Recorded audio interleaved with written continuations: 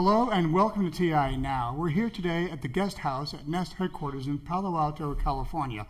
Today's discussion is a view from the trenches, government leaders' perspective on smart communities. To help us understand the latest on this topic are Jill North, Innovation Program Manager, Department of Transportation at the City of San Jose, Deborah Acosta, Chief Innovation Officer, City of San Leandro, and Ulysses Vincent, Chief Smart Communities Officer, San Mateo County. Thank you all for joining us today. Thank you. Welcome. Let me ask, if I could, Ulysses, the first question to you. How do you, what must happen to take discrete or individual efforts in innovating technology to a program level for your community? Yeah, I think it's important that as we talk about smart cities, today, that we look at it from a broad perspective. We should look at it from a regional perspective as we roll them out.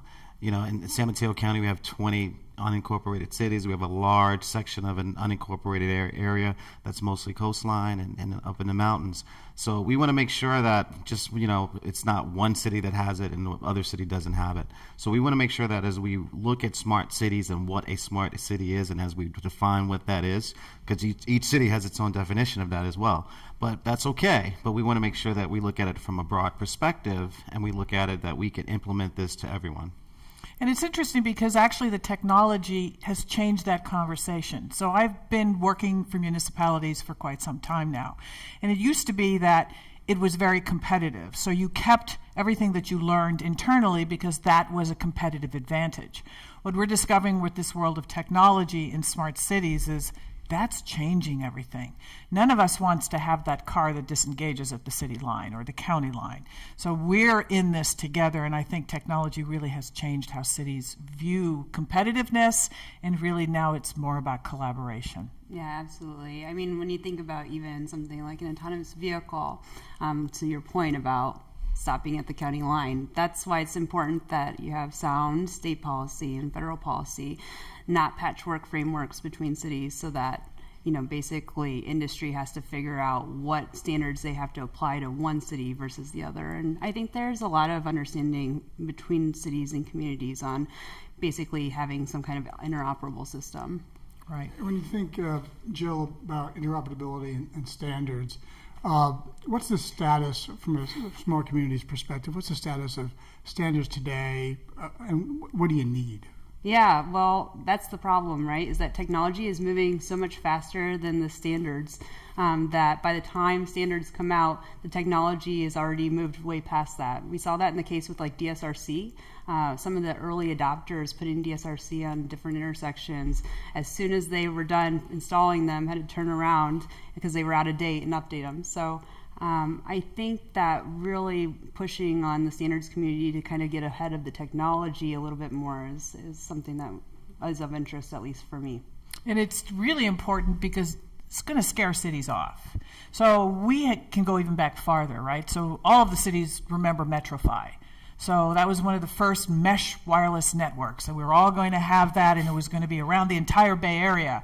Well, it went around the entire Bay Area, and then the company died.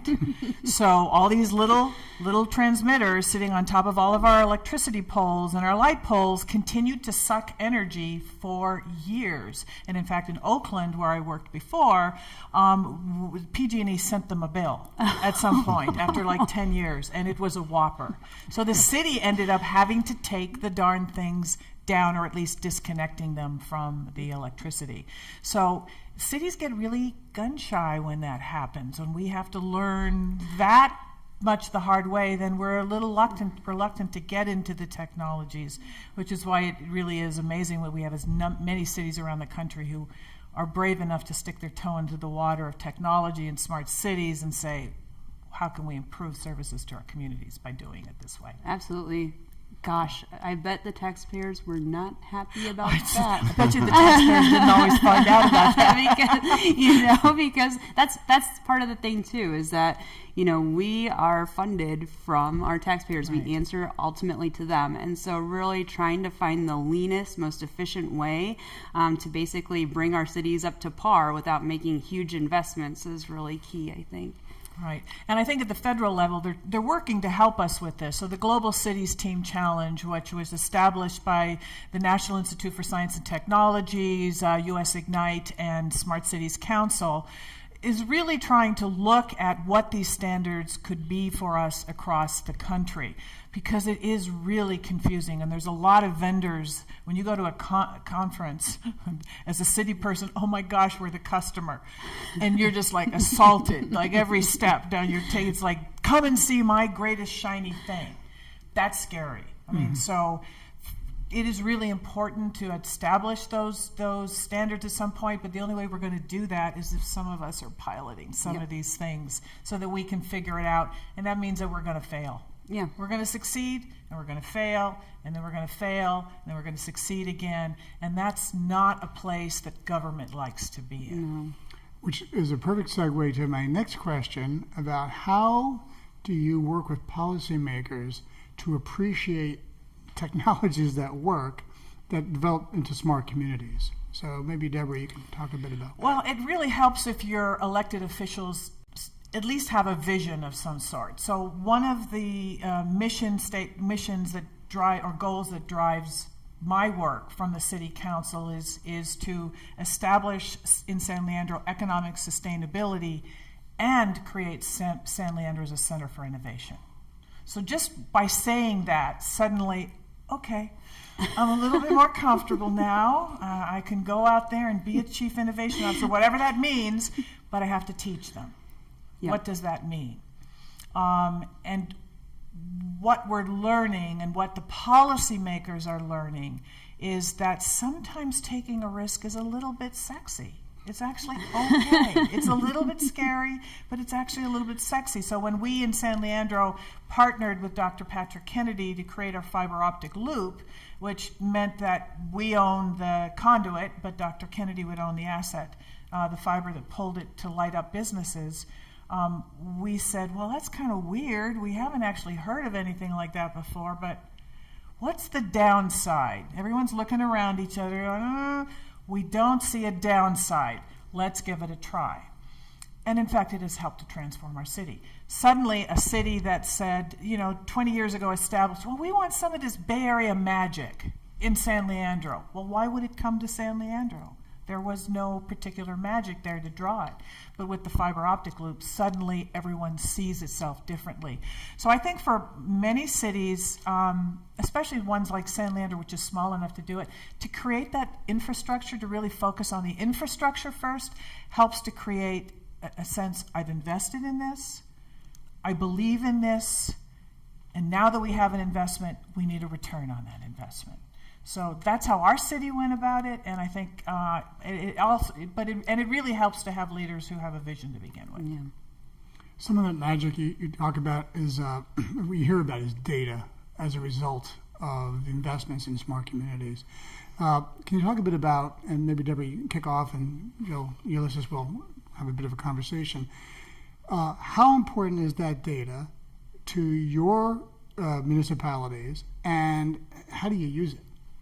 So it's a discussion. It's part of the overall discussion about assets, right, and what cities own. I think cities haven't been very good in the past in recognizing that the assets that they own, that is owned by the public, has real value. So as a result, a lot of our assets, especially in the public right-of-way, have been given away. So if you think about how the telecom companies have built their businesses, it's on the basically the donated assets of the public right-of-way. And so cities have generally carried that over because we don't know any different into data. So cities have made some really challenging deals because not understanding that it actually has value and how to value it, and so we have a tendency to give it away. In San Leandro, we're about to kick off our open data policy and launch our own portal. But that's going to cause us to figure out, well, what do we want to put in there? And is there parts of the data that we actually can monetize? We don't know yet because, again, like most governments, we're used to thinking of that as kind of a free public asset that, doesn't really have a value. we need to start thinking differently as cities because we don't have the resources that we had even 5 years ago. Yeah, I mean, I think the open data movement is, it's scaling into this arena where we have, what's the importance of this data? We put it out there, it's there. Now we're trying to format it in a way where it's easy for people to build applications on. And I think, quite frankly, the reason why you have such kind of these incredible apps that are now very popular on social media is because of data that inherently has sat for decades in these little, server boxes and behind the walls of City Hall. But now we're putting that data out. And yes, the cities and the counties don't have data. We're not data scientists, so we don't know how to take that data and make it relevant. But there are people out there that do. And that's the important thing. So I find not to monetize or think about monetizing that data is important right now. It's having people and with the talent to say, this data is very important. Right. I mean, just by people who take the bus or your mobility, where just the data where the bus, from GPS data, geospatial data that tells you when your bus is going to be on your street. I mean, come on. It's a miracle. I mean, you don't have to wait at the bus stop anymore. Now you run for it. Now you wait to the last minute to get there. That's right, because you know when it's going to come. And you're coming in sweating on the bus. It's a different problem. It's a beauty, but it's a nice problem to have that we didn't have before. So I think as we move forward, but the thing with the assets too, we want to make sure that more importantly than, if you have the possibility where you can monetize assets, it's great. Particularly if the city and county owns fiber and you have dark fiber that you're not using, monetize it. They do it in San Francisco where they take a section out and the schools use it. So, and they monetize it, the university system. So when you have those chances, but when it comes to data where it should be mutually beneficial. So if you're using our traffic data, we want it too, because we want to make sure that we are managing how our traffic is flowing for the safety of our roads and how people navigate. So that's kind of the important thing with open data right now as we move forward to smart city applications. Right. Totally. Like from the Department of Transportation, I mean, when I think about data and having these autonomous vehicles driving down the road that are now eyes and ears of everything that's going on, identifying where our potholes are, whatever it is, I mean, it's a new tool that will allow us to make better decisions that are more proactive rather than reactive. The city way of doing pavement has been that it goes on a list and it gets done when it's time to go. And now maybe instead of, going out and filling 3 potholes that you just did last week, it goes further on the list in terms of pavement maintenance. So using data, I don't know if we're so much interested in the raw data, but the opportunity to have that cleaned up data analytic that gives you that report in real time that tells you, hey, there's kind of an indicator is really valuable. So opportunities where we can kind of sync with the private industry to do that, I think is really key as well. You represent and work in municipalities that are diverse. You have villages and towns, and heck, you work for a county, and you said 20 cities within the county? Yeah, we have 20 cities, a large unincorporated area. And, we're in the heart of Silicon Valley. We have San Francisco bordering on one end and the San Jose area on the other. Oh. And it's interesting, but what people don't know is that you would think that this is the most connected area or swath of area in the world, with all the companies here. But the reality is that there's a lot of people who are, as we talk about connecting things, we still have to worry about connecting people. And that's very important. And that's what resonates with our electeds right now, because IoT and Internet of Things and smart cities, they're like, well, what's a dumb city? But they understand smart, being able to have connected cities where we're connecting people, getting them connected to the internet. And quite frankly, when you look at East Palo Alto, when we talk to the school superintendent there, and they're saying a third of the kids actually are homeless, technically not necessarily out in the street, but they don't have a permanent residence. And in this day and age, that's just a startling statistic. And so we still have to make sure that those people are connected. And there is a digital divide that needs to be addressed. As we talk about connecting things, we definitely need to make sure that we're connecting people as we move. They should be connected already, quite frankly, but they should be part of that whole process as we look at having the areas that they serve is also part of that process. Yeah, that digital divide is so important. It's really unfortunate when you have folks that have so much and then folks that don't have that same opportunity. And I know that whenever we go to put an initiative in place, we always want a solution that's going to address some kind of challenge that we're facing with that digital divide. Yeah. So you're absolutely right. Right, and civic. I mean, it's about civic engagement. In San Leandro, we've gone about addressing it, going right to our schools. So every single school site, whether it's a kindergarten class or a high school class, is now connected to a fully ubiquitous, synchronous 10 gigabit per second fiber optic link.